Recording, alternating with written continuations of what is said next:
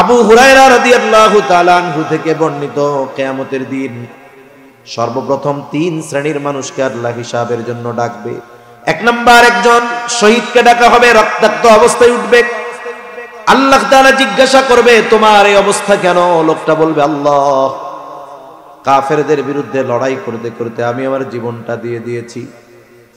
আল্লাহ তাআলা বলবেন, বান্দা, কেন তুমি লড়াই করেছো, জিহাদ করেছো, উদ্দেশ্য কি ছিল? বলে, আপনার সন্তুষ্টি। আল্লাহ তাআলা বলবেন, বান্দা, তুমি মিথ্যা বলতেছো। আমি আল্লাহ জানি তুমি আমার সন্তুষ্টির জন্য জিহাদ করো নাই। তুমি জিহাদ করেছো যাতে করে দুনিয়ার মানুষ তোমার বীরত্বের প্রশংসা করে। যে উদ্দেশ্যে তুমি জিহাদ করেছো দুনিয়ায় পেয়ে গেছো। মানুষ তোমাকে বীর উত্তম উপাধি দিয়েছে, বীরশ্রেষ্ঠ উপাধি দিয়েছে, তোমার বীরত্বের প্রশংসা করেছে। সুতরাং আজকে আমি আল্লাহর তরফ থেকে তোমার জন্য কিছু নাই, তুমি চলে যাও, তোমার ঠিকানা হলো চিরস্থায়ী জাহান্নাম। 2 নম্বরে আল্লাহ তাআলা একজন দানবীরকে ডাকবে, জিজ্ঞাসা করবে, এত কষ্টের উপার্জিত সম্পদ কেন দান করেছো? লোকটা বলবে, আল্লাহ, আপনার সন্তুষ্টির জন্য দান করেছি। আল্লাহ বলবেন, মিথ্যা বলতেছ। তুমি দান করেছো যাতে করে দুনিয়ার মানুষ তোমাকে দানবীর বলে, তোমার দানের প্রশংসা করে। এই উদ্দেশ্যে দান করেছ, দুনিয়ায় তুমি তা পেয়ে গেছো। সুতরাং আজকে আমি আল্লাহর তরফ থেকে তোমার জন্য কিছু নাই, তুমি চলে যাও, তোমার ঠিকানা হলো চিরস্থায়ী জাহান্নাম। তৃতীয়ত, একজন কারি সাহেবকে ডাকা হবে, আলেমকে ডাকা হবে, জিজ্ঞাসা করা হবে, কোরআন কেন শিখেছো, ইলম কেন অর্জন করেছো? লোকটা বলবে, আল্লাহ, আমি কোরআন শিখেছি আপনার সন্তুষ্টির জন্য, ইলম অর্জন করেছি আপনার সন্তুষ্টির জন্য। আল্লাহ তাআলা বলবে, বান্দা, তুমি মিথ্যা বলতেছো। তুমি কোরআন শিখেছো, ইলম শিখেছো যাতে করে মানুষ তোমার ইলমের ব্যাপারে তোমাকে বাহবা দেয়, তোমার প্রশংসা করে, বড় আলেম বলে, বড় বক্তা বলে, ওয়াইজ বলে, মুফাসসির বলে, মুহাদ্দিস বলে, শাইখুল হাদিস বলে। যে উদ্দেশ্যে ইলম অর্জন করেছো দুনিয়ায় তুমি তা পেয়ে গেছো। সুতরাং আজকে আমি আল্লাহর তরফ থেকে তোমার জন্য কিছু নাই, তুমি চলে যাও, তোমার ঠিকানা হলো জাহান্নাম। চিন্তা করেন, এত বড় বড় আমল করেছে, আল্লাহর জন্য না হওয়ার কারণে আমল বাতিল, আমল ব্যান। দ্বিতীয়ত, আমলের হকদার একমাত্র ছিল আল্লাহ, ওইটা আল্লাহর জন্য না হওয়ার কারণে এটা হয়ে গেছে শিরক, আর শাস্তি হিসাবে তার জন্য ঠিকানা হলো জাহান্নাম। আল্লাহ রাব্বুল আলামিন বলেন, ওয়াসআলুনাকা আনির রূহ, তারা আপনাকে রূহ সম্পর্কে জিজ্ঞাসা করে, আপনার কাছে জানতে চায় রূহের ব্যাপারে, রূহ কি জিনিস। নবী হে, আপনি জবাব দিয়ে দেন, কুলির রূহু মিন আমরি রাব্বি, রূহ হলো আমার রবের নির্দেশ, আমার রবের প্রত্যাদেশ। এই জন্য এই দেহটা ধ্বংস হয়ে যায়, মাটির সাথে পচে গলে মিশে যায়, কিন্তু রূহ কখনো ধ্বংস হয় না। কারণ আল্লাহ তাআলা যেমন চিরন্তন, আল্লাহ তাআলার কালাম, কথা, সেটাও চিরন্তন। এই রূহটা আকৃতি কেমন, গঠন কেমন, এটা সাধারণ মানুষের দ্বারা অনুধাবন করা কঠিন। এই জন্য আল্লাহ তাআলা বলেন, আপনি বলে দেন, কুলির রূহু মিন আমরি রাব্বি, রূহ হলো আমার রবের আদেশ, প্রত্যাদেশ। সাথে সাথে আল্লাহ তাআলা এটাও বলেন, ওয়ামা উতিতুম মিনাল ইলমি ইল্লা কলিলা। আল্লাহ তাআলা বলেন, তোমাদেরকে অতি সামান্য জ্ঞান দেওয়া হয়েছে। আসলে আমি কথা একদিকে বলতে চাচ্ছিলাম, আল্লাহর ইচ্ছায় কথাটা হয়তো আর একদিকে যাচ্ছে, যেহেতু যেখানে কথাটা আসলো বলেই দেই। আল্লাহ তাআলা বলেন, তোমাদেরকে অতি সামান্য জ্ঞান দান করা হয়েছে। এর দ্বারা একটা বিষয় বোঝা যায়, রূহ নিয়ে অতিমাত্রায় গবেষণা, রিসার্চ করার প্রয়োজন নাই। কারণ এই পৃথিবীর অনেক কিছু আছে যেগুলো মানুষের জ্ঞানের বাইরে। অথচ দেখা যায় এই দুনিয়ার মানুষ সামান্য কিছু জ্ঞান অর্জন করার পরে অনেক মহাজ্ঞানী সেজে, অতি পণ্ডিত সেজে, স্রষ্টার অস্তিত্বকে অবিশ্বাস করে বসে। কিন্তু বাস্তবে যদি আমরা আমাদের জ্ঞানের পরিধি জানতে পারতাম, আমাদের জ্ঞানের পরিমাণ যদি আমরা জানতে পারতাম, আল্লাহর কসম, এই দুনিয়ার সবচাইতে বড় জ্ঞানী ব্যক্তিও তার জ্ঞান নিয়ে অহংকার করত না। বাস্তবিক অর্থে আমাদের জ্ঞানের পরিধি কতটুকু? এই সূরা কাহাফের মধ্যে একটা শিক্ষা সফরের ঘটনা আছে। শিক্ষা সফর, স্কুল থেকে, কলেজ থেকে, ভার্সিটি থেকে যে শিক্ষা সফরে যায়, ও জায়গায় বাস্তবিক ভালো শিক্ষা হয় না, ওই জায়গা হলো কুশিক্ষার সফর। ঠিক কিনা বলেন? ওই সফরে কত অপরাধ, অন্যায়, গুনাহ হয়, এটা বলার প্রয়োজন নেই। শিক্ষা সফর, হজের সফর শিক্ষা সফর, উমরার সফর শিক্ষা সফর, দাওয়াত ও তাবলীগের সফর শিক্ষা সফর। এই ধরনের সফরগুলো শিক্ষা সফর। কোরআনুল কারীমের মধ্যে হযরত খিজির আলাইহিস সালামের সাথে মূসা আলাইহিস সালামের সফর শিক্ষা সফর। লম্বা ঘটনা, আমি ওই দিকে যাব না। যখন দুইজন মিলে সফর শুরু করছে, মূসা আলাইহিস সালামকে আল্লাহ তাআলা কেন খিজির আলাইহিস সালামের কাছে পাঠাইছে আপনারাও জানেন, আমরাও জানি। আবার আল্লাহ তাআলা খিজির আলাইহিস সালামকেও জানায় দিছে কেন মূসারে তোমার কাছে পাঠাইলাম। এইবার দুইজনে সফর শুরু করেছে। প্রথমে দুইজন একটা নৌকার মধ্যে উঠছে, সমুদ্র পাড়ি দিবে। নৌকার মধ্যে যখন উঠছে, একটা দৃশ্য দুইজনেরই দৃষ্টিগোচর হয়েছে। দুইজনেই দেখে সমুদ্রের মধ্যে একটা পাখি উড়ন্ত অবস্থায় ঠোঁট সমুদ্রের সাথে লাগিয়ে পানি পান করতেছে। নৌপথে যারা লম্বা সফর করেছেন, সমুদ্র হোক আর নদীর মধ্যে হোক, ওই নদী সমুদ্রের মধ্যে কিছু পাখি উড়ে, যখন ওদের পানির তৃষ্ণা হয়, উড়ন্ত অবস্থায় ঠোঁটটাকে সমুদ্র বা নদীর সাথে লাগায়া পানি পান করে। এই দৃশ্য দুইজনই দেখছে। খিজির আলাইহিস সালাম মূসা আলাইহিস সালামকে বলে, ভাই মূসা, দৃশ্যটা কি দেখছেন? বলে, হ্যাঁ দেখছি।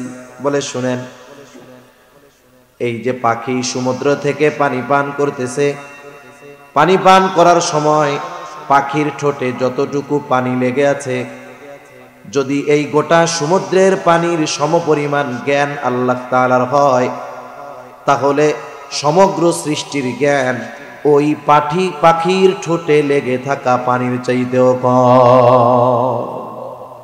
যদি আল্লাহ তাআলার জ্ঞান হয় গোটা সমুদ্রের সব পানির সমান, আল্লাহ তাআলার এই জ্ঞানের তুলনায় গোটা সৃষ্টি জগতের জ্ঞান কতটুকু?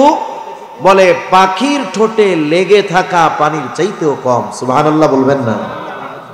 এটা মনে হয় আপনাদের আশ্চর্য লাগে নাই? একটু চিন্তা করছেন? যে বলতেছে যে গোটা সমুদ্রের সমপরিমাণ জ্ঞান যদি আল্লাহ তাআলার হয়, আল্লাহর জ্ঞান এর চেয়েও বেশি। উনি উপমা দেওয়ার জন্য বলেছেন যে যদি গোটা সমুদ্রের পানি সমপরিমাণ জ্ঞান, ইলম যদি আল্লাহ তাআলার হয়, আল্লাহ তাআলার জ্ঞানের তুলনায় মাখলুকের জ্ঞান কতটুকু? বলে, গোটা সৃষ্টি জগতে এর মধ্যে জিন আছে, মানুষ আছে, নবীরা আছে, ফেরেশতারা আছে, গোটা সৃষ্টিকুলের সব সৃষ্টি আছে, সকলের জ্ঞান ওই পাখির ঠোঁটে লেগে থাকা পানির চাইতেও কম। সুবহান। তাহলে কোন কথার দিকে গেলাম এত কথা? যে রূহ, এটা নারীরও যে রূহ, এখানে কোনো তারতম্য নাই। কিন্তু আল্লাহ তাআলা গঠনগত একটু পরিবর্তন নারী এবং পুরুষের মধ্যে দিয়েছেন। স্বাভাবিকভাবে শারীরিক গঠনগত পরিবর্তন নারী এবং পুরুষের মধ্যে কি, এটা বলার দরকার নাই, এমনিই বুঝি। আল্লাহ তাআলা নারীকে সন্তান ধারণের ক্ষমতা দিয়েছেন, পুরুষকে সন্তান ধারণের ক্ষমতা আল্লাহ দেন নাই। পুরুষের মুখে দাড়ি গজায়, নারীর মুখে দাড়ি গজায় না। দুই একটা যা ব্যতিক্রম হয়, এটা হরমোনজনিত কারণে হয়, কিন্তু স্বাভাবিকভাবে নারীর মুখে দাড়ি গজায় না। আরো গঠনগত যে পরিবর্তন, সেটা আমাদের জানা আছে। এবার আসেন শরীয়তের হুকুমগত দিক দিয়ে তাদের সাথে পুরুষের কি পরিবর্তন। এক নাম্বার পরিবর্তন, যে পুরুষ যখন নামাজ ফরজ হয়, যতক্ষণ না সে অজ্ঞান হয়ে যায়, অচেতন হয়ে যায়, বেহুশ হয়ে যায়, এই সময় ছাড়া একেবারে হুশ থাকা পর্যন্ত তার উপরে নামাজ সব সময় ফরজ। কিন্তু একটা নারী যখন প্রাপ্তবয়স্কা হয়, নির্দিষ্ট একটা বয়স পর্যন্ত প্রতি মাসের নির্দিষ্ট সময়ে সে কিছুদিন অসুস্থ থাকে, ওই সময়গুলোতে আল্লাহ তাআলা তার নামাজগুলো মাফ করে দিয়েছে। শরীয়তের হুকুমগত আরেকটা পরিবর্তন, যেটা নিয়ে ইসলাম বিদ্বেষীদের সবচাইতে বেশি চুলকানি, বলে সেটা কি? বলে ওয়ারিসি সম্পদ বন্টনের ক্ষেত্রে তাদের চুলকানি। বলে নারীর চাইতে পুরুষকে দ্বিগুণ দিয়া ইসলাম নারীদেরকে ঠকিয়েছে, নাউজুবিল্লাহ গণ। অথচ যদি আপনি অতীত ইতিহাস দেখেন, ইসলাম আসার আগে, নবীজির নবুয়াতির আগে, আল্লাহর কসম ওই আরব সমাজে নারীদের মানুষ হিসাবেও কোনো মূল্যায়ন ছিল না। আরে নারীর অধিকার তো পরে, মানুষ হিসাবে যে একটা অধিকার, এটাও তাদের ছিল না। বরং কি হতো, কোন পিতার যদি কন্যা সন্তান হতো, সে লজ্জায় মানুষের সামনে মুখ দেখাইতো না, যতক্ষণ না ওই নারীকে, সে মেয়েটাকে জিন্দা পুঁতে ফেলতে পারতো, ওর অন্তরে শান্তি হইতো না। যেখানে নারীর মানুষ হিসাবে বেঁচে থাকার অধিকার ছিল না, সেখানে ইসলাম অধিকারগত দিক দিয়ে নারীকে পুরুষের চাইতে জিতিয়ে দিয়েছে, ঠিক কিনা বলেন? হিসাবে তো আমাদের বলা দরকার ছিল যে আমাদের ঠকানো হয়েছে, নারীরে জিতানো হয়েছে, বাস্তবতাটা তাই, কিন্তু কথার কথা। কিন্তু আল্লাহ তাআলা বেইনসাফি করেন না, এটা চিন্তার কোনো সুযোগ নেই। একটা মানুষের সমাজে আগে অধিকার প্রতিষ্ঠিত হওয়ার দরকার। ধন সম্পদ টাকা পয়সা পরে, অধিকার যদি প্রতিষ্ঠিত না হয় কাজ হবে না। নারীর কোনো অধিকার সমাজে ছিল না, অথচ নারীর অধিকার আমার আপনার নবী প্রতিষ্ঠিত করে দিয়েছেন। আল্লাহ নারীর অধিকার প্রতিষ্ঠিত করে দিয়েছেন। কেমন অধিকার? কন্যা হিসাবে তার স্পেশাল অধিকার, স্ত্রী হিসাবে তার আছে অধিকার, মা হিসাবে তার আছে অধিকার। কত সুপার অধিকার! রাসূল আকরাম সাল্লাল্লাহু আলাইহি ওয়াসাল্লামের কাছে একজন লোক এসে বলে, ইয়া রাসূলুল্লাহ সাল্লাল্লাহু আলাইহি ওয়াসাল্লাম, আমার কাছে সবচাইতে বেশি হক প্রাপ্ত কে হবে, কে আমার ব্যাপারে বেশি হকদার? নবীজি প্রথমে বললেন তোমার মা, এরপরে বললেন কে? নবীজি বললেন তোমার মা। তিনি আবার প্রশ্ন করলেন এরপরে কে? বলে তোমার মা। এরপরে প্রশ্ন করলো এরপরে কে? বলে তোমার পিতা এবং অন্যান্য যারা আছে তারা। এই যে নারী হিসাবে সমাজে তার অধিকার প্রতিষ্ঠিত করেছে ইসলাম, ঠকায় নাই। অনেক সময় দূর থেকে একটা কথা বলে না, দূর থেকে কাশবন ঘন দেখা যায়, কাছে গেলে বোঝা যায় আসলে কতটা ঘন না পাতলা। এই বন্টনের ক্ষেত্রে যদিও মনে হয় নারীকে পুরুষের দ্বিগুণ দেওয়া হয়েছে, বাস্তবতা তা নয়। পুরুষকে নারীর দ্বিগুণ দেওয়া হয়েছে, বাস্তবতা তা নয়। বরং দেখা যায় কম, কিন্তু নারীকেই জিতিয়ে দেওয়া হয়েছে। একটা উদাহরণ দিলে বুঝতে সহজ হবে যে নারীর আল্লাহ জিতাইলেন কেমনে। প্রথমত, এই যে নারী এবং পুরুষের মধ্যে সম্পদ বন্টনের যেই নীতিমালা, এটা দুনিয়ার কোন আদালত করছে নাকি? কে করেছেন?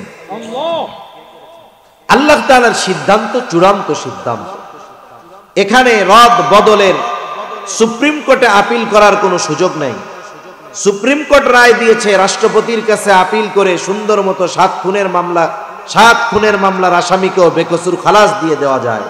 কিন্তু আল্লাহ তাআলা যেটার সিদ্ধান্ত চূড়ান্ত ফয়সালা দিয়েছেন, পৃথিবীর কারো ওই সিদ্ধান্ত সামান্যতম পরিবর্ধন করার ক্ষমতা নাই।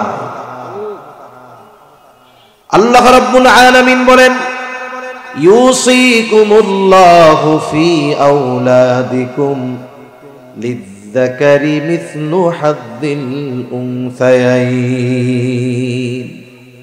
আল্লাহ রাব্বুল আলামিন বলেন, ইউসিকুমুল্লাহ, আল্লাহ তাআলা তোমাদেরকে ওসিয়ত করতেছেন। এখানে উদ্দেশ্য আল্লাহ তাআলার চূড়ান্ত সিদ্ধান্ত এটাই। কি সিদ্ধান্ত? বলে ফি আওলাদিকুম, তোমাদের সন্তানদের ব্যাপারে, লিয-যাকার মিসলু হাদ্দিল উনসায়াইন, সোজা কথা হলো তোমার সন্তান, ছেলে সন্তান 2 কন্যা সন্তানের সমপরিমাণ পাবে। তার মানে 2 জন কন্যা যেই পরিমাণ সম্পদ পাবে, একজন ছেলে সেই পরিমাণ সম্পদ ওয়ারিস হিসাবে পাবে। যদিও তারতম্য মনে হয়, তারতম্য নয়। মনে করেন একজন মানুষ চাকরি করে, তার বেতন 50,000 টাকা। আরেকজন চাকরি করে, তার বেতন 20,000 টাকা। 50,000 টাকা যিনি বেতন পান, তার মাসে খরচ আছে 50,000-এর উপরে। দেখা যায় প্রতি মাসের শেষে 2,000-5,000 টাকা তার কর্জ করা লাগে। 50,000 যে পায়, মাস শেষে তার 50,000 নাই।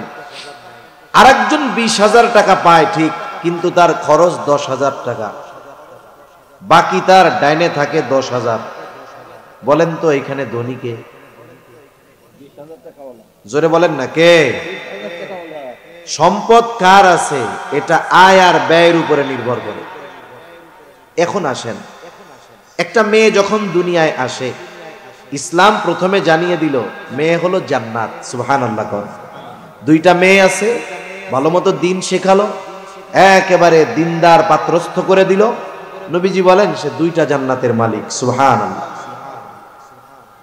যখন কারো একটা মেয়ে হয়, মেয়ের ব্যাপারে সে যখন কারো ঘরে জন্মগ্রহণ করে, তার পরিচয় হলো কন্যা। পিতার ঘরে কন্যা যতদিন থাকবে, কন্যার সব খরচ বহন করার দায়িত্ব পিতার।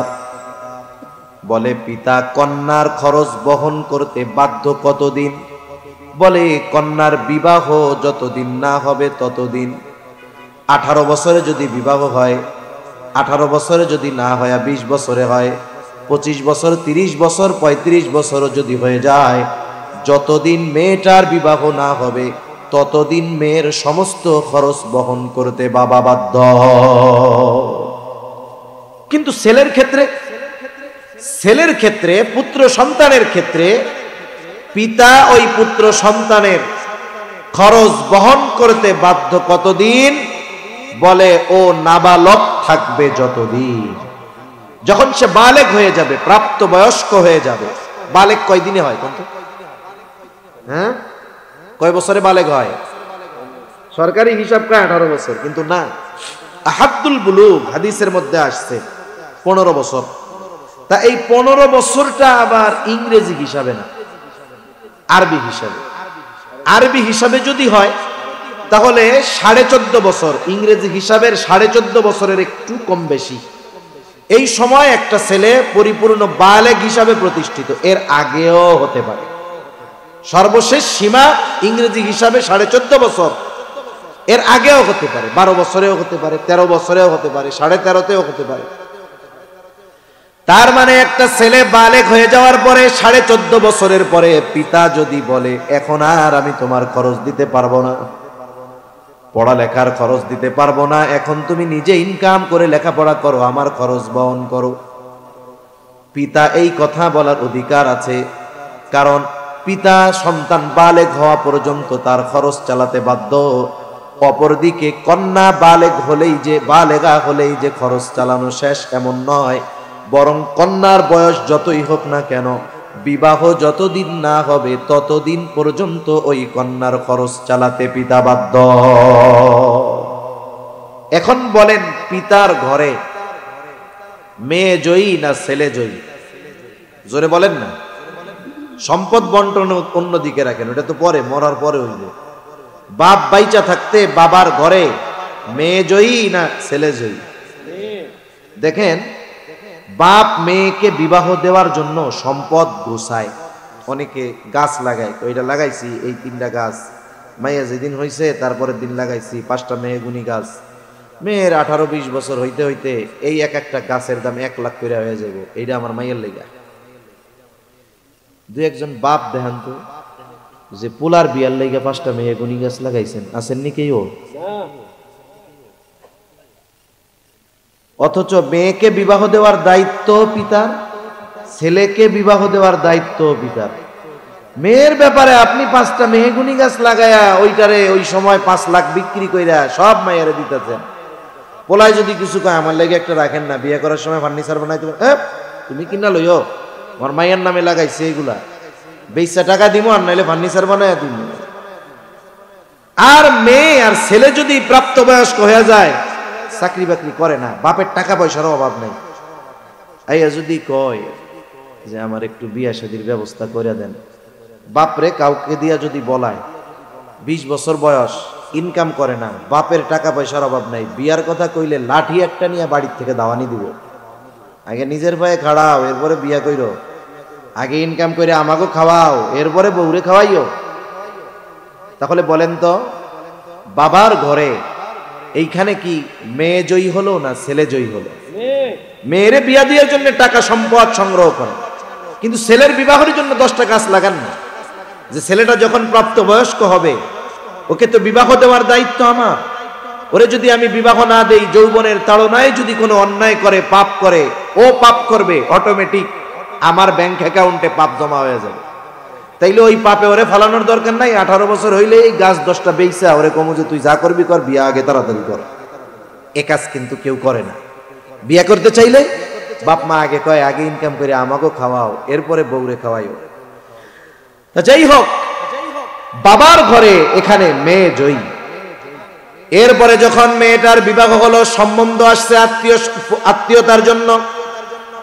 মনে করেন ছেলেটা উচ্চ শিক্ষিত, দেখতে সুন্দর, বংশ অনেক বড়, সব ভালো, কিন্তু সে আইসা কয় আমি সব কিছুতে রাজি, মেয়ে বিয়ে করতেও রাজি, ছেলেও যোগ্য উপযুক্ত, আপনাদের সবার পছন্দ।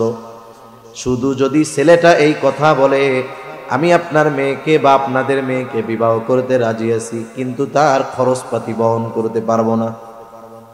ওই ছেলে যত টাকাওয়ালা হোক, যত সম্পদওয়ালা হোক, যত সম্ভ্রান্ত হোক, যত উচ্চ শিক্ষিত হোক, যদি বলে মেয়ের খরচ বহন করতে পারবো না, পিটাইয়া বাড়ি ছাড়া করবেন। ঠিক কিনা কোন? তার মানে একটা ছেলে যখন কাউকে স্ত্রী হিসাবে গ্রহণ করে, সে ওয়াদাবদ্ধ, প্রতিশ্রুতবদ্ধ হয়ে যায় যে সে যতদিন আমার স্ত্রী থাকবে তার সব খরচ বহন করার দায়িত্ব আমি নিয়ে নিলাম। এবার মেয়েটা গেল স্বামীর ঘরে। বলেন তো এর কোনো খরচ আছে? সব খরচ কার? আর পোলাডারে তো প্রথমে দেন নাই, এবার বিয়ে একটা কইরা আনছে, খরচ কার? পোলা। একজন গিয়া বৈশা থাকে, তার কোনো খরচ নাই, আর একজন আনলে খরচের অভাব নাই। আল্লাহ না করুন যদি কারো ক্ষেত্রে এমন হয়ে যায়, মনে করেন স্বামী মারা গেল, অথবা স্বামী স্ত্রীর মধ্যে বিচ্ছেদ হয়ে গেল, সে তালাক প্রাপ্ত হয়ে গেল, পুনরায় আবার বাবার বাড়িতে ফিরে আসলো। একটা বিষয় বলার দরকার, বোঝার দরকার, আমাদের সমাজে যখন কোনো মেয়ে তালাক প্রাপ্ত হয়, বিবাহ বিচ্ছেদ হয়, আমরা একতরফা ভাবে মেয়েদেরকে দোষারোপ করে থাকি। এটা ঠিক না। কারণ এই পৃথিবীর যত বাপ আছে, বুঝছেন, যত বুজুর্গ বাপ হোক, ওই বাপ যত আল্লাহওয়ালা হোক, ইমান ইয়াকিনের বয়ান যত বেশি করুক না কেন, পোলা যত ইমানদার হোক, ওই পোলার সাথে মাইয়া বিয়া দিব না যতক্ষণ না এই টাকার ইয়াকিন ঠিক থাকে। বুঝেন নাই?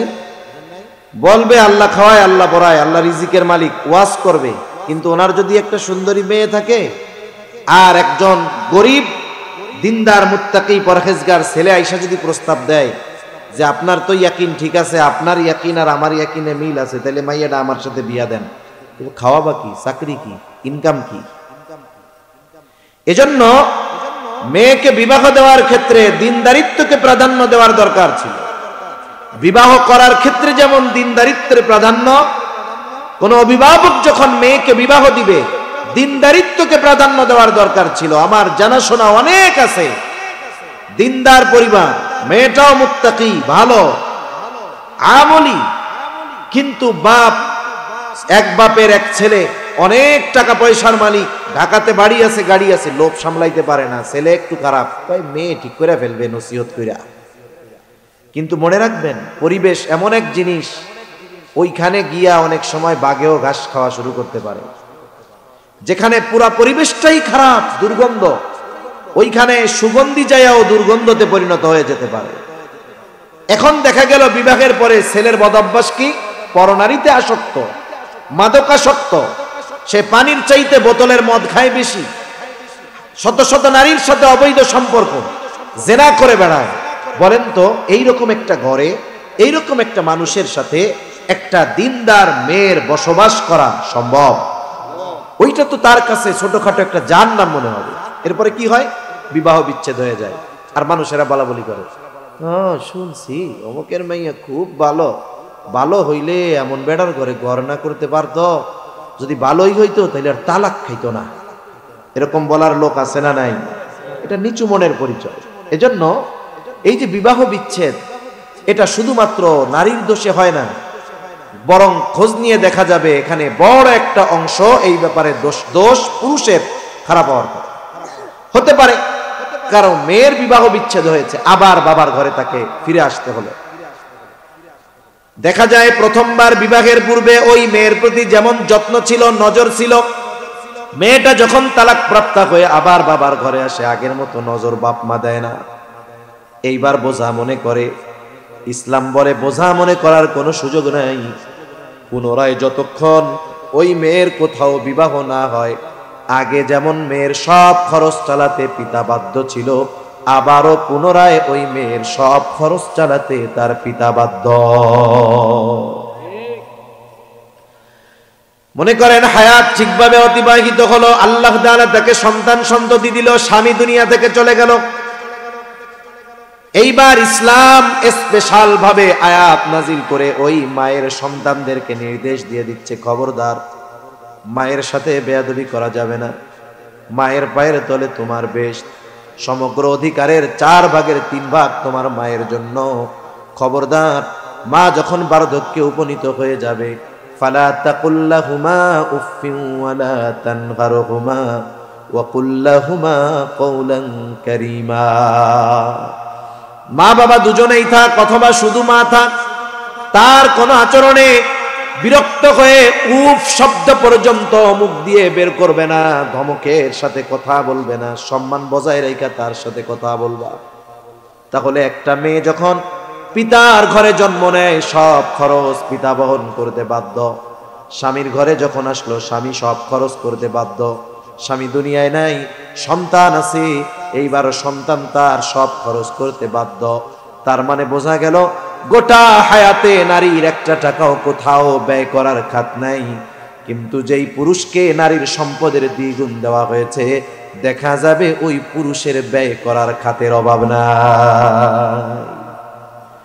তাহলে যদিও দেখা যায় নারীকে অর্ধেক দিয়েছে, কিন্তু আসলে ধনীকে, জোরে বলেন বলেন, এইখানে কি নারীকে আল্লাহ ঠকাইছে? এই তারতম্য এতটুকু। তবে ইবাদতের ক্ষেত্রে আল্লাহ তাআলা নারী পুরুষের বিনিময়ের ক্ষেত্রে কোনো তারতম্য করেন। যেমন আমাদের দেশে অনেক জায়গায় আছে, ইট ভাটায়, রাস্তায়, গার্মেন্টসে অনেক জায়গায় মেয়েরা চাকরি করে। অনেকে পেটের দায়ে করে, কিছু করার নেই, চাকরি করে, কাজ করে, পরিশ্রম মেয়েরা বেশি করে। আমাদের বাড়ির পাশে ইট ভাটা ছিল, ওইখানেও আমরা দেখছি যে একই কাজ পুরুষ করে, নারী করে, পুরুষে বেশি করে, নারীতে বেশি পরিশ্রম করে, কিন্তু দেখা যায় পারিশ্রমিকের ক্ষেত্রে নারীকে পুরুষের চাইতে 100-150 টাকা কম দেওয়া হয়। তুই মাইয়া মানুষ, এত টাকা দিয়া কি করবি? এই যে দুনিয়ায় পরিশ্রমের পরে নারীদেরকে ঠকানো হয়, কিন্তু আল্লাহ তাআলা এমন কোন নিজাম করেন নাই যে নারীকে মাসে অসুস্থতার কারণে কয়দিন নামাজ ছাড় দিছি, এই জন্য অন্যান্য সময় তাহাজ্জুদ পড়লে পুরুষের যেই সওয়াব তার চাইতে নারীর একটু কম হবে, এরকম কোন কথা আছে নাকি? আল্লাহ রাব্বুল আলামিন নারী হোক আর পুরুষ হোক, যদি 2টি শর্ত তাদের ঠিক থাকে, তারা যদি নেক আমল করে, 2টি শর্ত ঠিক রেখে, আল্লাহ রাব্বুল আলামিন নারী হোক আর পুরুষ হোক উভয়কে সমান প্রতিদান দেওয়ার ঘোষণা দিয়েছে। আল্লাহ রাব্বুল আলামিন বলেন, মান আমিলা সালিহাম মিন যাকারিন আও উনসা ওয়া হুয়া মুমিন। আল্লাহ তাআলা বলেন যে আমলে সালেহ করে, মান আমিলা সালিহান মিন যাকারিন আও উনসা, হোক নারী অথবা পুরুষ, ওয়া হুয়া মুমিন, আর সে ঈমানদার। তার মানে ঈমানদার নারী অথবা পুরুষ যখন কোনো নেক আমল করে, আমলে সালেহ করে, আল্লাহ রাব্বুল আলামিন জানিয়ে দেন ওই ঈমানদার নারী অথবা পুরুষকে আমলে সালেহ করার কারণে 2 ধরনের পুরস্কার দেওয়া হয়ে থাকে। কয় ধরনের পুরস্কার? প্রথমে একটা মূল নীতি আমরা মনে রাখি। আপনাদের কষ্ট হইতেছে নাকি? অন্যান্য জায়গার তুলনায় ঠান্ডা আপনাদের এই জায়গায় আজকে বেশি পড়ছে। মানে অন্যান্য জায়গায় যা দেখলাম, আমার বাসার দিকেও যে ঠান্ডা তার চেয়ে জায়গায় বেশি। দুই ধরনের পুরস্কারের কথা আল্লাহ তাআলা বলেছেন। এই পৃথিবীতে যত ইবাদত আছে, আমরা অনেক সময় মনে করি ইবাদতের প্রতিদান মনে হয় আল্লাহ তাআলা শুধু আখিরাতেই দেন। না, যত ইবাদত আছে সব ইবাদতের পুরস্কার দুনিয়ায়ও আছে, আখিরাতেও আছে। সুবহানাল্লাহ। তবে দুনিয়ায় কম, কোন ইবাদতের পরিপূর্ণ প্রতিদান দুনিয়ায় দেওয়াও হয় না, দেওয়ার সুযোগও নেই। আবার দুনিয়ায় যারা অপকর্ম করে, পাপ করে, কোন পাপের শাস্তি দুনিয়ায় পরিপূর্ণ দেওয়া হয় না, দেওয়া সম্ভব নয়। বরং প্রত্যেকটা মানুষকে তার কর্মের পূর্ণ প্রতিদান দেওয়া হবে কিয়ামতের দিন, আর দুনিয়ায় হালকা পাতলা দেওয়া হবে। এজন্য আল্লাহ তাআলা কোরআনুল কারীমের মধ্যে বলেন, ওয়া ইন্নামা তুওয়াফাউনা উজুরাকুম ইয়াওমাল কিয়ামাহ ফামান যুহজিহা আনিন নার ওয়া উদখিলাল জান্নাতা ফাকাদ ফাজ। আল্লাহ তাআলা বলেন, ওয়া ইন্নামা তুওয়াফাউনা উজুরাকুম ইয়াওমাল কিয়ামাহ, মোট কথা হলো মানুষকে তার কর্মের পূর্ণ প্রতিদান কিয়ামতের দিন দেওয়া হবে।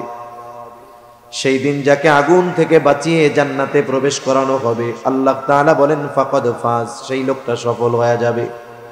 যেই মূলনীতির কথা বলতেছিলাম, এই দুনিয়াতে আমরা যত ভালো কর্ম করি এই ব্যাপারে দৃঢ় বিশ্বাস আমাদের থাকতে হবে, ওই ভালো কর্মের পূর্ণ প্রতিদান আল্লাহ তাআলা আখিরাতে দিবে। তবে এমন কোন ভালো কাজ নাই যার কিছুটা প্রতিদান আল্লাহ তাআলা দুনিয়াতে দেন না, এমন নাই। বরং দুনিয়াতেও আল্লাহ তাআলা প্রত্যেকটা ভালো কাজের প্রতিদান কিছু না কিছু দেন। যেমন আপনারা এই মাদ্রাসার জন্য দান করেছেন, আরো 2 দিন ধরে ইনশাআল্লাহ করবেন। এই যে দান আপনারা করেছেন, বলেন তো দান সদকার দ্বারা শুধু কি আখিরাতের লাভ, দুনিয়ার লাভ নাই? জলে বলেন আছে না নাই? মানুষের ছোট ছোট দান সদকা বড় বড় বিপদ থেকে আল্লাহ তাআলা এই দান সদকার কারণে হেফাজত করে। নবীজিও বলেন আস-সাদাকাতু তারাদ্দুল বালা, সাদকা বালা মুসিবত থেকে হেফাজত করে, বালা মুসিবত দূর করে দেয়। কোন বালা মুসিবত? বলে দুনিয়ার বালা মুসিবতও দূর করে, আখিরাতের মুসিবতও দূর করে। সুবহানাল্লাহ। এজন্য আমরা দৃঢ় বিশ্বাসী থাকবো, দুনিয়ার প্রত্যেকটা ভালো কাজের প্রতিদান দুনিয়ায় আল্লাহ দিবেন, আখিরাতে পরিপূর্ণ দিবেন। আবার এটাও খেয়াল রাখতে হবে, দুনিয়ার মন্দ কাজগুলোর কিছু আল্লাহ তাআলা প্রতিদান দুনিয়াতে দিবেন, আর আখিরাতে পরিপূর্ণভাবে আল্লাহ তাআলা এই প্রতিদানগুলো দিবেন। এখন আসেন, প্রতিদানও 2 ধরনের, এক ধরনের দুনিয়ায় আর এক ধরনের আখিরাতে। তাহলে শর্ত আল্লাহ তাআলা কি দিয়েছেন? বলে নারী হোক আর পুরুষ হোক ঈমানদার হতে হবে, সাথে সাথে আমলে সালেহ হতে হবে। কোরআনুল কারীমের অনেক জায়গায় আল্লাহ তাআলা এই কথা জানিয়ে দিয়ে বলেন, ইন্নাল্লাযীনা আমানু ওয়া আমিলুস সালিহাতি কানাত লাহুম জান্নাতুল ফিরদাউসি নুজুলা। আল্লাহ রাব্বুল আলামিন বলেন, নিশ্চয়ই যারা ঈমান আনে ও আমলে সালেহ করে, কানাত লাহুম জান্নাতুল ফিরদাউসি নুজুলা, তাদের জন্য রয়েছে জান্নাতুল ফেরদাউসের মেহমানদারি। শর্ত 2টা, বলে ঈমান আর আমলে সালেহ। এই 2টা শর্ত যদিও সংখ্যায় কম, কিন্তু 2টা জিনিসের অনেক দাম। লম্বা কথা আমি বলবো না, কষ্ট দিব না। 1 নম্বর শর্ত হলো ঈমান। আমাদের মনে রাখতে হবে, এই ঈমানটাকে শিরিক মুক্ত রাখতে হবে, ত্রুটি বিচ্যুতি মুক্ত রাখতে হবে। আর ঈমান যদি শিরিক মুক্ত রাখা যায়, ত্রুটি বিচ্যুতি মুক্ত রাখা যায়, তাহলে আশা করা যায় আমার আমলগুলো আল্লাহ তাআলার কাছে গৃহীত হবে। একজন যদি বেঈমান হয়, সে যদি ঈমানহীন বেঈমান, সে ভালো কাজ করলে তার ভালো কাজের প্রতিদান আল্লাহ দুনিয়ায় দিয়ে দেন, আখিরাতে তার জন্য কিছু বাকি থাকে না। কিন্তু ঈমানদার যদি ভালো কাজ করে, দুনিয়ায়ও কিছু দেন, আখিরাতের জন্য আল্লাহ তাআলা রেখে দেন। এজন্য 1 নম্বরে আমাদের ঈমানটা হতে হবে শিরিক মুক্ত। কি মুক্ত? জোরে বলেন, শিরিক মুক্ত। শিরকের সাথে জড়িত হওয়া যাবে না, কারণ আল্লাহ তাআলা বান্দার সব পাপ মাফ করে দেওয়ার ঘোষণা দিয়েছেন শিরক ছাড়া। আল্লাহ তাআলা বলেন, ইন্নাল্লাহা লা ইয়াগফিরু আন ইউশরাকা বিহি ওয়া ইয়াগফিরু মা দুনা যালিকা লিমান ইয়াশা। শিরিক ছাড়া বাকি সব পাপ অন্যায় ক্ষমার ঘোষণা আল্লাহ তাআলা দিয়ে দিয়েছেন, কিন্তু শিরিক করা যাবে না। এইভাবে যদি ঈমানটা শিরিক মুক্ত থাকে, ঈমানটা যদি ত্রুটি মুক্ত থাকে, এরপরে একটা মানুষ যখন আমল করে, ওই আমলটা যদি আমলে সালেহ হয়, মনে রাখতে হবে সব আমল কিন্তু আমলে সালেহ না। বুজুর্গানে দিন বলেন, বাস্তবে আমলে সালেহ হলো ওই আমল যেই আমল আল্লাহ তাআলার কাছে কবুল হওয়ার যোগ্যতা রাখে। মনে করেন একজন নামাজ পড়তেছে মানুষকে দেখানোর জন্য, আমল করতেছে, এটা আমল, কিন্তু এই আমল পরিশুদ্ধ আমলে সালেহ নয়, কারণ এই আমলটা, এই নামাজটা আল্লাহ পর্যন্ত পৌঁছাবে না। কিন্তু আল্লাহর জন্য যদি করা হয়, আমল ছোট হলেও আল্লাহ তাআলার কাছে এটা গৃহীত হয়, কবুল হয়। এজন্য ঈমান পরিশুদ্ধ রাখার পাশাপাশি আমলে সালেহ করা দরকার। এখন কোন আমল আমলে সালেহ হবে, কোন আমল আল্লাহ তাআলার কাছে গৃহীত হবে, কোন আমল আল্লাহ তাআলার কাছে কবুল হবে, বুজুর্গানে দিন মুফাসসিরিনে কেরাম বলেন, যদি কয়েকটা শর্ত ঠিক রেখে আমল করা যায়, অল্প হলেও ওই আমল কবুল করে নেন কে? আরো জোরে বলেন না কে? ঘুম আসতেছে নাকি আপনাদের? আমি বেশি সময় নিব না, একটা তাকবীর দেন, নারায়ে তাকবীর। আরো জোরে, নারায়ে তাকবীর। মনে করেন অনির্দিষ্ট গন্তব্য, অজানা গন্তব্য কাছে হইলেও দূরে মনে হয়, কিন্তু নির্দিষ্ট গন্তব্য আপনার জানা আছে এটা এত দূর, ওইখানে যাব, আপনার কাছে দূরে মনে হবে না। যেমন আমি যখন এখানে আসছি, আমার কাছে অনেক দূর মনে হয়েছে, যাওয়ার সময় মনে হবে যে এতটুকু রাস্তা।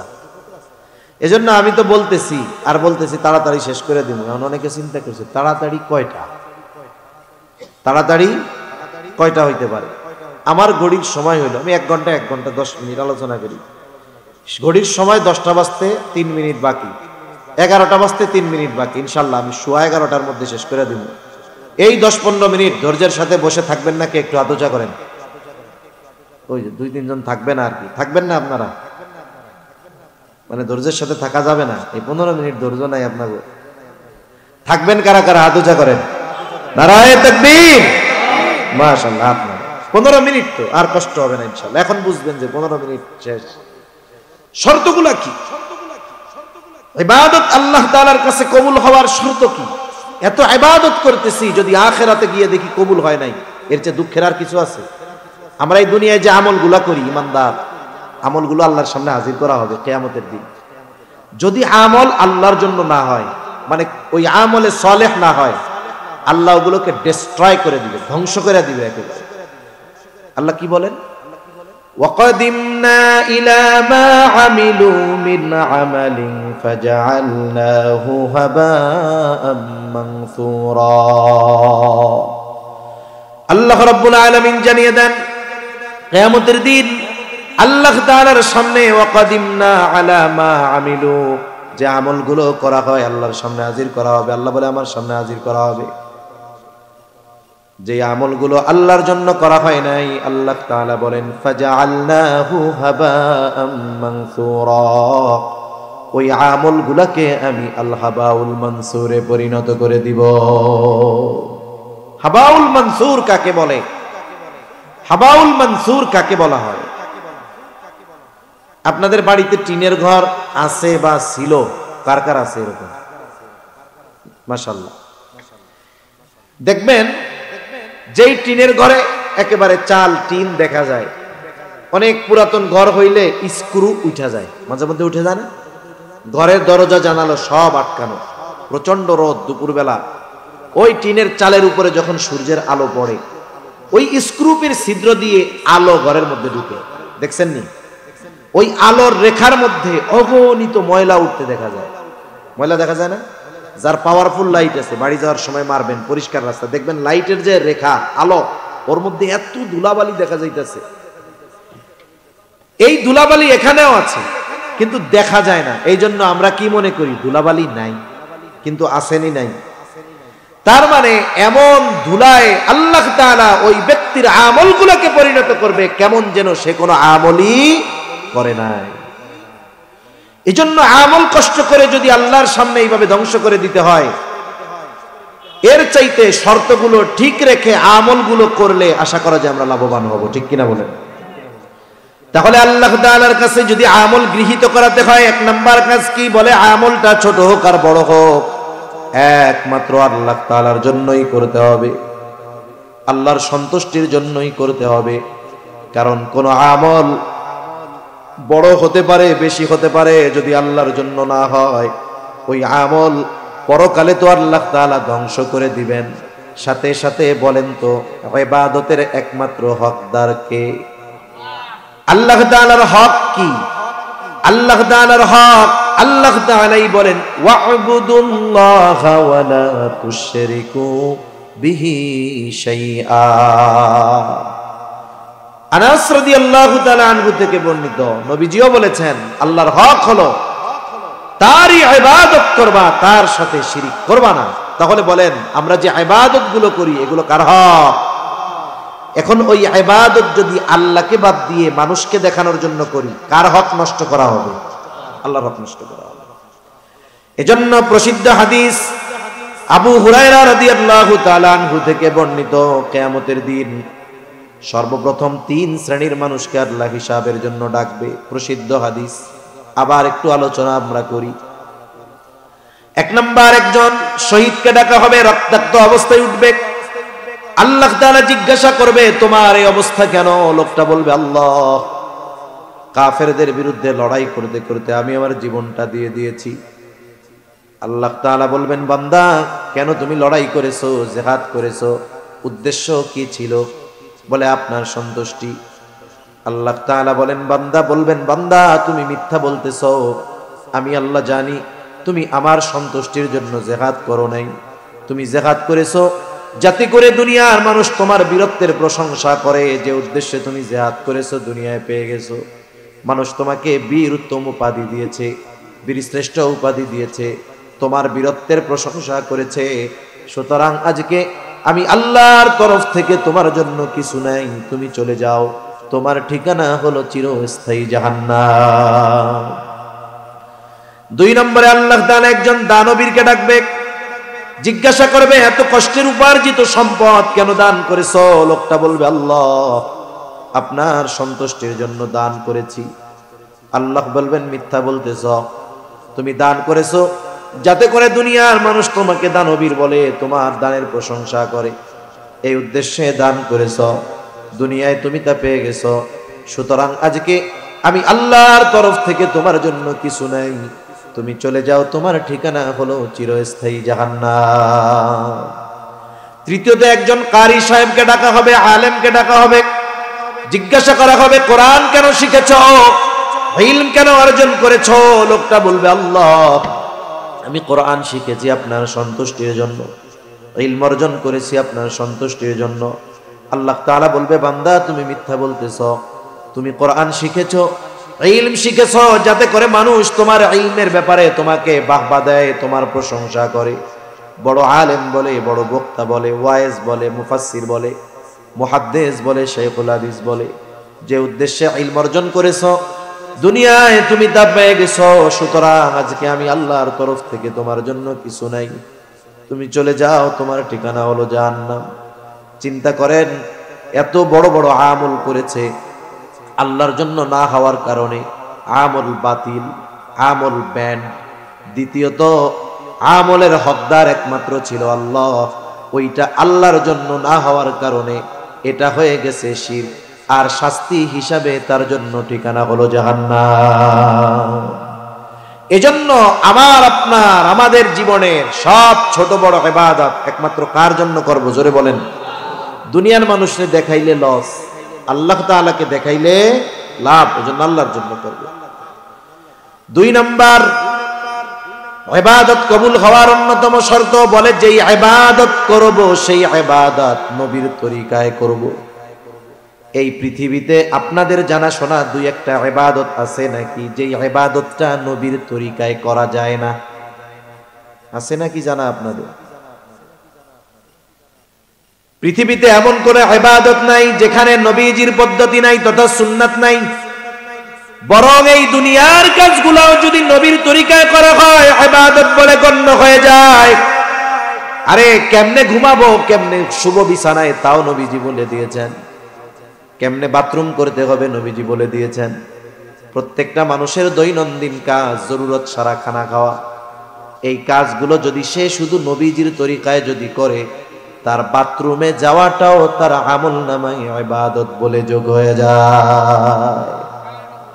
আরে দুনিয়ার কাজ, রাতে ঘুমাবে, তিরমিজির হাদিস, নবীজি বলেন রাতে ঘুমাইলে বাতি নিভায়া ঘুমাবা। আপনি আমি যখন ঘুমানোর জন্য বিছানায় যাব, বাতিটা বন্ধ করব, শুধু নিয়ত করি নবী কইছে বাতি বন্ধ করে ঘুমাবা, অফ করে দিলাম, বলে সুন্নাতের উপরে আমল হয়ে গেল। সুবহানাল্লাহ, নিবাইলো বাতি হয়ে গেল ইবাদত। আরে রাত্রে যখন ঘুমায়, নবীজি বলেন বিছানাটারে ঝাড়ু দিয়া হইলেও ঘুমাবা। নবী বলে কমপক্ষে লুঙ্গির নিচে দিয়া হইলেও ঝাড়া দিবা, শলা টলা দিয়া দিলে তো আরো ভালো। নবী বুঝাইতেছেন যে কমপক্ষে লুঙ্গির তলা দিয়া হইলেও ঝাড়াটা দিয়া নিবা। রাত্রে শোয়ার আগে বিছানাটা স্ত্রীকে ঝাড়া দিতে বলবেন, নিজে দিবেন, বলবেন যে এটা কিন্তু নবীর সুন্নাত। সুন্নাত মনে কইরা শলাটা ঝাড়ুটা হাতে নিয়ে বিছানায় ঝাড়ু দেওয়ার সাথে সাথে ওই ঝাড়ু দেওয়াটাও ইবাদত বলে গণ্য হয়ে যায়। আরে যেখানে বাতি নিভাইলে সুন্নাত হয়, ইবাদত হয়ে যায়, সেখানে যে কোনো ইবাদত নবীজির তরিকায় করা যায় এবং প্রত্যেকটা ইবাদতের পদ্ধতি নবীজি দেখিয়ে দিয়েছেন। ঠিক কিনা বলেন? নামাজ, রোজা, হজ, যাকাত, বিবাহ, শাদী, আচার আচরণ, লেনদেন, সব কিছুর মধ্যে নবীজির তরিকা আছে না নাই বলেন? এখন এই যে ইবাদত করবেন, নামাজ পড়বেন, এর মধ্যে নবীর তরিকা আছে না? আমরা অনেক সময় মনে করি সুন্নাত মনে হয় করলে সওয়াব, না করলে গুনাহ নাই, এমন না। বরং সুন্নাত তো ফরজের অন্তর্ভুক্ত। সুন্নাত কি?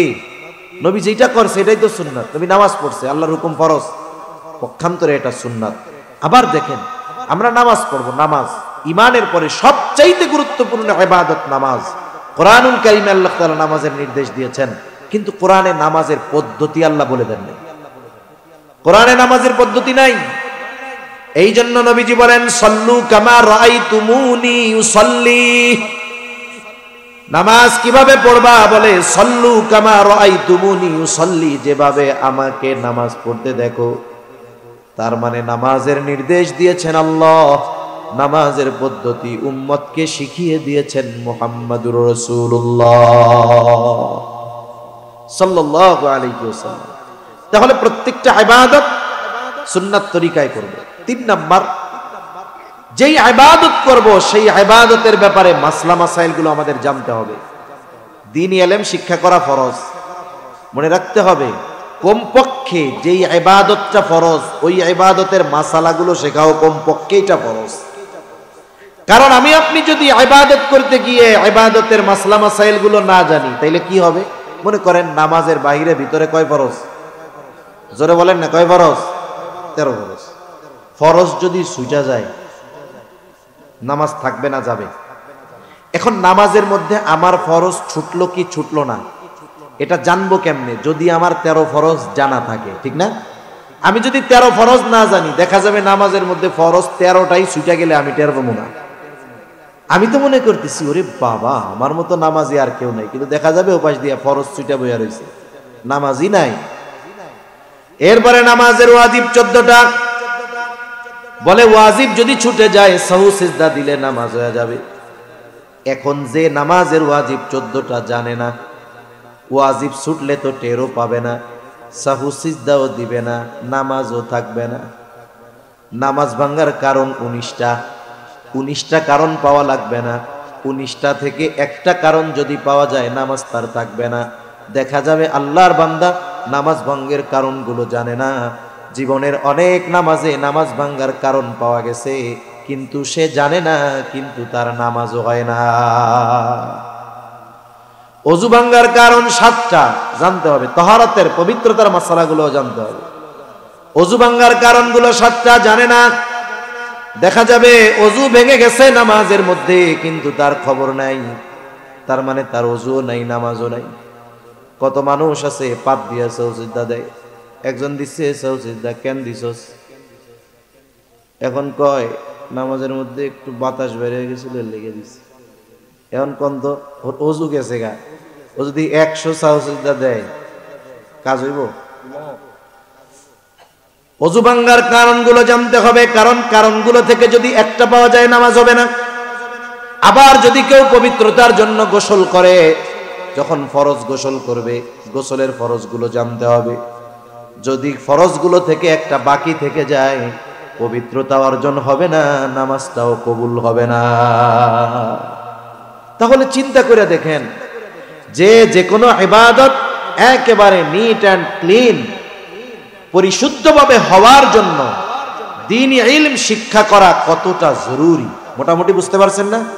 এগুলো শেখার দরকার, নিজেরাও শিখতে হবে, সন্তানদেরকেও শেখাতে হবে। আবার সন্তানদেরকে শেখানোর ক্ষেত্রে সুবিধা কেমনে হবে? বলে যদি মেয়েগুলারে এরকম বালিকা মাদ্রাসায় দিয়া দ্বীনি ইলম শিখান, তাইলে আর টেনশন থাকবে না। ওই মাই ঘরের মধ্যে জীবনের প্রয়োজনীয় মাসলা মাসাইল গুলো তার সন্তানদেরকে শিখিয়ে দিতে পারবে, ঠিক কিনা কম? এই জন্য এই ধরনের বালিকা মাদ্রাসা দরকার, আমাদের দরকার আছে না নাই? এখন বুড়া মানুষ যারা শিখতে পারেন না, কোথায় শিখবেন? মোহতামিম সাহেব হিসাব বলবেন, মসজিদের ইমাম সাহেবকে বলবেন যে আমরা তো এইসব পারি না, আমাকে একটু শিখায় দেন। কত নামাজি আছে 30 বছর নামাজ পড়ে, দোয়ায় কুনুত পারে না, কুলু আল্লাহ দিয়ে চালায় দেয়। অনেক নামাজি এরকম আছে। এজন্য দুনিয়ায় লজ্জা করে যদি না শিখি আমরা, অনেক মানুষ আছে ইমাম সাহেবের উপরে একটু হেডাম দেখায়, মোহতামিম সাহেবের উপরে গরম দেখায়। এখন ওনার যে সূরা ফাতিহা শুদ্ধ নাই, এইটা যদি ইমাম সাহেব যাই না যায়, ওনার লজ্জা না? উনি যে এই নামাজের মাসালা পারে না, এটা যদি ইমাম সাহেব জানে, লজ্জার বিষয় না? এই লজ্জার কারণে নিজের এই বিষয়গুলোকে লুকায় রাখে। হায়রে, দুনিয়ায় সামান্য লজ্জা পাওয়া ভালো, আখেরাতে পেদানি খাওয়ার চাইতে, ঠিক কিনা বলেন? এজন্য দুনিয়ার এই সব বিষয়ের লজ্জা শরম বাদ দিয়ে আমরা উলামায়ে কেরামের কাছে এসে সাথে থেকে এগুলো শিখবো, বলেন ইনশাআল্লাহ। আর যারা মুরব্বী আছেন, সময় আছে, এখন আর কাজ কাম নাই, ছেলেরা বিদেশে থাকে, চাকরি করে, আপনি বাড়ি বসে চার দোকান আর বাড়ি, আর কোনো কাম নাই, আপনি উলামায়ে কেরামের সাথে তাবলীগের মেহনতে বের হয়ে যান। এই যে ইজতেমা হবে উলামায়ে কেরামের তত্ত্বাবধানে 31 জানুয়ারি 1-2 ফেব্রুয়ারি, এখন থেকে প্রস্তুতি নিয়ে চলে যান যে ওইখান থেকে আমি 3 চিল্লা দিয়ে এরপরে বাড়িতে ফিরবো, যদি মরি আল্লাহর রাস্তায় মরে যামুগা। কত মানুষ আলিফ বা তা সা দেখা পড়তে পারতো না, অথচ 3 চিল্লা উলামায়ে কেরামের সাথে গেছে, তত্ত্বাবধানে থাকছে, নিজেদের দুর্বলতার কথা প্রকাশ করছে, আলেমরা মেহনত করে 3 চিল্লা দিয়ে আসছে, এখন কোরআন শরীফ দেখা সহি শুদ্ধভাবে পড়তে পারে। ইমাম যদি না থাকে, ইমামতি করতে পারে, বরং গ্রামের অনেক ইমামের চাইতে ওনার তিলাওয়াত আরো শুদ্ধ বেশি। সেজন্য উলামায়ে কেরামের সাথে তাবলীগে সময় দেওয়ার চেষ্টা করব, বলেন ইনশাআল্লাহ।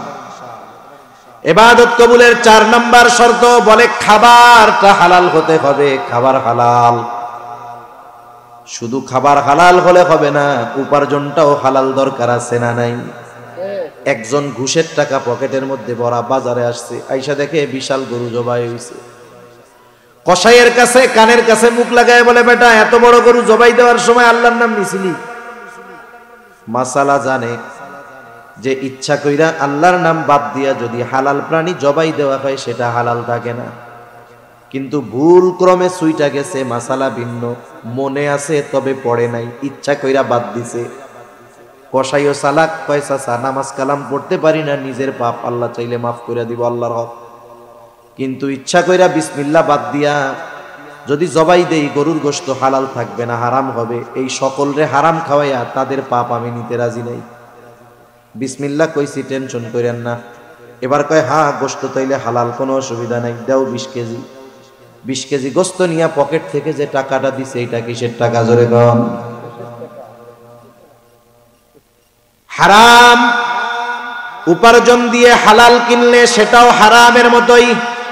এই জন্য উপার্জনও হালাল হতে হবে, খাবারটাও হালাল হতে হবে। উপার্জনও হালাল, খাবারটাও হালাল। অনেক সময় অনেকে পরিশ্রম করে, কিন্তু দেখা যায় তার কর্মটা হারাম। যেমন পরিশ্রম ঠিক আছে, একজন এক হোটেলে চাকরি করে, সেইখানে মদ পরিবেশন করতে হয়। এই বেটা খুব পরিশ্রম করে, মানুষের সামনে মদ আইনা দেয়, মাস শেষে বেতন পায়, আর মনে মনে কয় আরে কত পরিশ্রম করছি, হালাল উপার্জন। কিন্তু সে যে কামটা করতেছে, হাদিসের মধ্যে আসছে, যেই মদ সম্পৃক্ত যেই 10 শ্রেণীর উপরে আল্লাহ এবং রাসূলের লানাত, তার মধ্যে 1 শ্রেণীর মানুষ হইল যে মদ পরিবেশন করে। এজন্য কর্মটাও দেখতে হবে হালাল কিনা। আবার হালাল কর্ম করতে গিয়া ওই জায়গায় টুপাইস কইরা কামানোর কোনো সুযোগ নাই। নেট অ্যান্ড ক্লিন, খাবার হালাল, উপার্জন হালাল। না হলে কি হবে? বলে খাবার উপার্জন হারাম যদি হয় বড় বড় কয়েকটা ক্ষতি হয়। কয়টা ক্ষতি হয়? কয়েকটা ক্ষতি। সময় শেষ। এখন হলো ওই যে 90 মিনিট বল খেলা হয়, দেখছেন?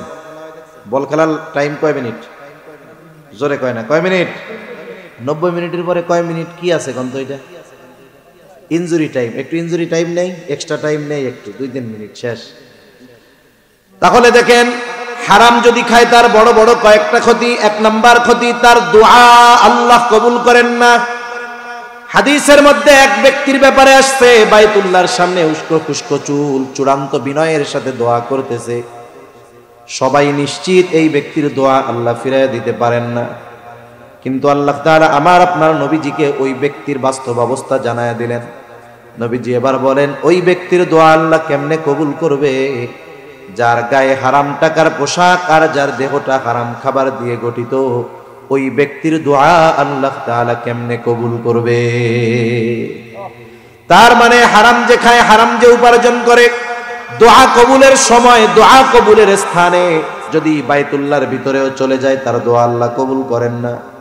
2 নাম্বার ক্ষতি, রাসূলুল্লাহ সাল্লাল্লাহু আলাইহি ওয়াসাল্লাম জানায় দেন, লা ইয়াদখুলুল জান্নাতা জাসাদুন গুদিয়া বিল হারাম।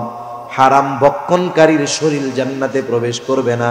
তার মানে হারাম দ্বারা যেই দেহ গঠিত হয়েছে, ওই দেহ জান্নাতে প্রবেশ করতে পারবে না। এরপরে আল্লাহ তাআলা কোরআনুল কারীমে জানায় দেন, ইয়া আইয়ুহার রাসূলু কুলু মিনাত তাইয়্যিবাতি ওয়া'মালু সালিহা। সব রাসূলগণকে আল্লাহ তাআলার একই নির্দেশ, হে রাসূলগণ, আপনারা পবিত্র খান আর আমলে সালেহ করেন। বুজুর্গানে দ্বীন উলামায়ে কেরাম বলেন, আল্লাহ তাআলা প্রথমে বলেছেন পবিত্র খান, এরপরে আমলে সালেহ করেন। তার মানে যার খাবার পবিত্র না, তথা যার উপার্জন হারাম, যার খাবারটাও হারাম, এটা অপবিত্র। আর যার খাবার অপবিত্র, সে যতই আমল করুক না কেন, তার আমলে সালেহ হয় না। তার মানে তার আমল আল্লাহর কাছে কবুল হবে না। এখন বলেন, একটা মানুষ তার দোয়া যদি কবুল না হয়, তার আমল যদি কবুল না হয়, দুনিয়ার এই সামান্য হারাম গ্রহণ করার কারণে যদি জান্নাতে না যাওয়া যায়, এর চাইতে দুর্ভাগ্যের আর কিছুই হতে পারে না। ঠিক কিনা বলেন? এজন্য আমরা প্রতিজ্ঞাবদ্ধ হব নিজের সাথে নিজে, যে আজ থেকে আমি হারাম উপার্জন করব না, হারামের সাথে জড়াবো না, সন্দেহযুক্ত বিষয়গুলো থেকেও বেঁচে থাকবো। যা খাই অল্প খাই, হালাল খাবো, তাহলে আমল অল্প হলেও কবুল করবেন কে? তাহলে আল্লাহ তাআলা বলেন, ইমানদার নারী অথবা পুরুষ যখন আমলে সালেহ করে, বলে আমলে সালেহ কোনগুলা হবে? বলে আল্লাহর জন্য করতে হবে, নবীর তরিকায় করতে হবে। আমল যা করবে মাসলা মাসাইল যাই না করতে হবে, হালাল উপার্জন, হালাল খাবার গ্রহণ করতে হবে। এইভাবে ঈমান ঠিক রেখে এই শর্তগুলোর আলোকে যখন কোন নারী পুরুষ আমল করে, কয় ধরনের পুরস্কার? জোরে বলেন, কয় ধরনের? আরো জোরে, কয় ধরনের? 1 নাম্বার, এক ধরনের পুরস্কার আল্লাহ তাআলা দিবেন দুনিয়ায়। সুবহানাল্লাহ। কোন কি পুরস্কার দিবে আল্লাহ তাআলা বলেন? তাকিদ যোগ করে আল্লাহ তাআলা বলেন, ফালানুহিয়ান্নাহু হায়াতান তাইয়্যিবা। এই ধরনের নারী পুরুষের ব্যাপারে আল্লাহ তাআলা বলেন, আমি অবশ্যই তাদেরকে পবিত্র জিন্দেগি দান করব। হুজুরদের কাছে দোয়া করে, হুজুরে দোয়া করে, আল্লাহ আমাদের হায়াতে তাইয়্যিবা দান করেন। শুনেন নাই মনে হয়? দোয়া করে না যে আল্লাহ আমাদেরকে হায়াতে তাইয়্যিবা দান করেন। এই যে হায়াতে তাইয়্যিবা, কি হায়াতে তাইয়্যিবা? লম্বা কথা, সংক্ষিপ্ত সারে কই। হায়াতে তাইয়্যিবা হলো 1 নাম্বার অমুখাপেক্ষী জীবন। অমুখাপেক্ষী জীবন মানে কোনো মানুষের কাছে হাত পাতা লাগবে না, আল্লাহ ওই জীবন চালায় নিবে। মুখাপেক্ষী একমাত্র কার কাছে হব? দুনিয়ায় কারো কাছে দুনিয়ার প্রয়োজনে হাত পাতা আল্লাহ লাগাবেন না, তাকে ব্যবস্থা আল্লাহ করে দিবেন। এরপরে শান্তিময় জীবন দান করবেন, শান্তিময় পবিত্র জীবন। শান্তিময় কি? শান্তি অন্তরের সাথে সম্পৃক্ত, সুখ আসবাবের সাথে সম্পৃক্ত। মনে করেন সুখ কি? গরম লাগতেছে, এসি লাগায় নিছে। এসিটা কিসের আসবাব বলেন? সুখের। এসি কিসের আসবাব? সুখের আসবাব। কিন্তু বলেন, যেই লোকটা সুখের আসবাব এসি লাগাইলো একটু আরামে ঘুমানোর জন্য, কিন্তু ওর 3টা ছেলে সবচাইতে বড় খারাপ মাদকাসক্ত, আমার এখন তো ওই এসির মধ্যে তার সুখ আছে, আরাম লাগবে, গরম লাগবে না, কিন্তু শান্তি লাগবে, ঘুম আসবে না। এজন্য শান্তি অন্তরের সাথে সম্পৃক্ত, সুখ আসবাবের সাথে সম্পৃক্ত। দেখা যায় সুখের আসবাব থাকার পরেও মানুষ শান্তি পায় না। কিন্তু অনেকের ঘরে কারেন্ট নাই, জ্যৈষ্ঠ মাসের গরমে দুপুরবেলা নাক টাইনা ঘুমায়, 3 ঘন্টায় ওরা ঠেললে উঠানো যায় না, ঠিক কিনা গরম। আল্লাহ তাআলা কি দিবে? বলে শান্তিময় পবিত্র জীবন দিবে, যেখানে কোনো অপবিত্রতা নাই, গুনাহ নাই, অন্যায় নাই। এরপরে কি দিবে? বলে ইবাদতে মজা দিবে। কি দিবে বলেন না? ইবাদতে মজা। শীতের কালে গরম ওই পুকুরের পানি, কলের পানি দিয়া, ঠান্ডা পানি দিয়ে ওযু করে কিছু বুড়া মানুষের কাঁপতে কাঁপতে মসজিদে আসে, ঠিক না? এই কাপার দ্বারা কি বুঝেন? ওনার আরাম লাগতেছে না কষ্ট হইতেছে? কষ্ট হচ্ছে ঠিক, কিন্তু মসজিদে গিয়া ফজরের নামাজে আল্লাহরে সিজদা দেওয়ায় কি মজা, এই মজার কারণে ওই কষ্টর সে কোনো কেয়ার করে না, ঠিক কিনা কোন? কাইপ্পা কাইপ্পা মসজিদে যায়, কিন্তু সিজদা দেওয়ার মজাটা কি এটা উনি বুঝতে পারছেন। এজন্য সম্ভবত ইবনুল জাওজি রাহমাতুল্লাহি আলাইহি বলেন যে ইবাদতের মজা যারা পেয়েছে, এই ইবাদতের মজা যে কি মজা, এটা যদি দুনিয়ার রাজা বাদশারা টের পাইতো, আর ইবাদতের মজা যদি মানুষের কাছ থেকে ছিনিয়ে নেওয়া যাইতো, তাহলে রাজা বাদশারা তাদের সর্বশক্তি প্রয়োগ করে মানুষের কাছ থেকে ইবাদতের মজা ছিনায়া নিয়ে যেত, যুদ্ধ করতে পিছপা হইত না।